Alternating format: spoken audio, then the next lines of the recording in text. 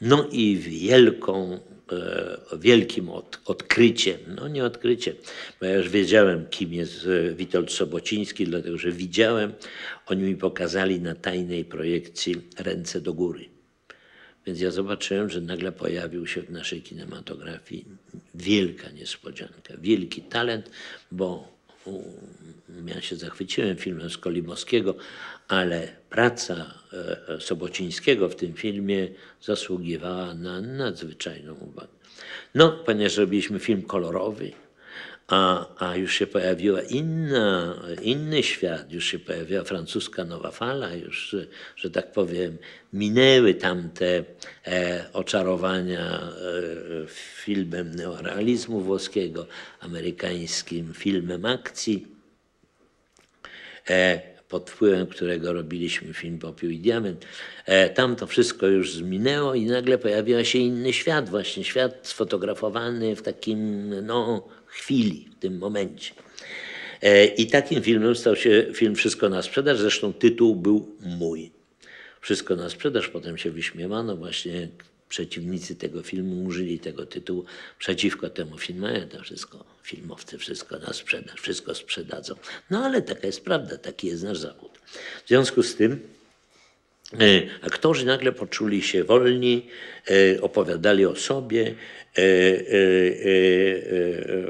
pracowaliśmy z taką, że tak powiem, wielką swobodą. No i Witold Sobociński swoją kamerą, że tak powiem, swoim poczuciem koloru, swoją świeżością spojrzenia nadał temu filmowi niespodziewany zupełnie wymiar, który bardzo zharmonizował się właśnie z taką wolnością aktorów.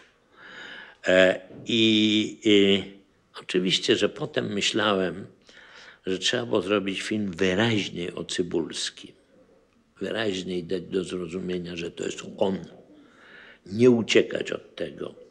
Trzeba było samemu mnie grać reżysera, pokazać, że zaczynam od przeglądu materiału filmu, który jest niedokończony z nim w roli głównej i nie kamuflować tego. No ale nie miałem tej odwagi. Wydawało mi się, że tu bym może poszedł za daleko w stosunku do obyczajów, jakie wtedy panowały. Fellini też nie zagrał. Co? Fellini też nie zagrał jednak w 8,5. Tak, no ale tutaj można było myśleć o trochę inaczej. To jest prawda, że miał port-parole. Reżyser zawsze się woli ukryć za cudzymi plecami, jak gdyby też się tego bałem. Bałem się, a jak ja będę grał z tymi kobietami, jak będę reżyserował film, tego się nie obawiam, bo wiedziałem, że to będzie, że tak powiem, że to będzie czymś naturalnym. No ale były inne sceny. Wolałem stanąć za kamerą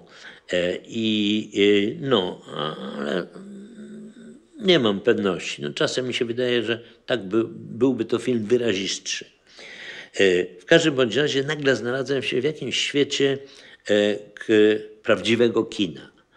Odnalazłem się jako reżyser filmowy, jako ktoś, kto może opowiadać coś o rzeczywistości, którą nas otacza. I muszę powiedzieć, że ten film bardzo był ważnym momentem w moim życiu, bo mnie nagle jakby przywrócił do kina, a nie tylko do roli reżysera, który ma obowiązki społeczno-polityczne. Nagle zrobiłem film po prostu dla samego filmu. I to sprawiło mi wielką radość, było dla mnie wielkim i wyzwaniem, ale równocześnie i spełnieniem. I ten film, niezależnie od tego, jak on został przyjęty, czasem lepiej, czasem gorzej,